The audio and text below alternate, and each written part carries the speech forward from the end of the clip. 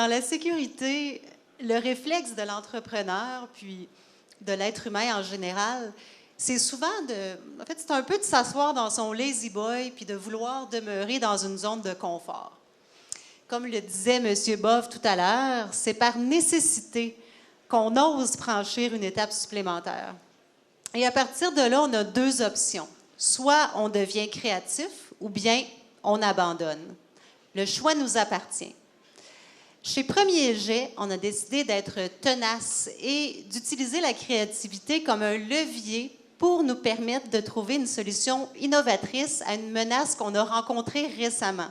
Donc, Premier Jet se spécialise depuis 2007 dans la gravure sur pierre et béton, dans la réalisation de projets contemporains d'intégration à l'aménagement urbain et à l'architecture de paysage.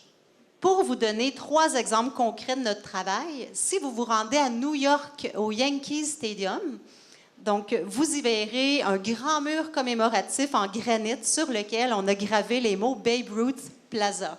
Plus près de chez nous, si vous visitez Lac Drolet, vous ne pourrez pas manquer notre centre d'interprétation du granit. Dans le cadre de l'aménagement extérieur du site, on a participé à la réalisation d'une exposition historique permanente par la gravure sur pierre. La majorité de nos projets s'inscrit dans un contexte de mise en valeur de l'histoire, comme ces gravures historiques réalisées au lac Témiscouata.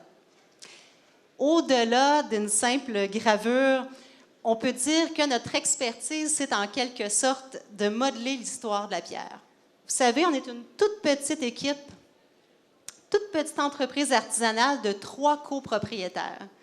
Donc, c'est dire qu'on a développé au fil des années un grand réseau de partenaires et des méthodes de travail très efficaces qui nous permettent de réaliser des projets d'envergure. Cependant, la petite taille de l'entreprise puis notre créneau très spécialisé nous expose à plusieurs menaces, dont la plus importante présentement sont les coupures dans les budgets des projets d'aménagement. Alors, vous comprenez que notre travail est une pure valeur ajoutée au projet, puis qu'on est situé au bout de la chaîne alimentaire dans les projets.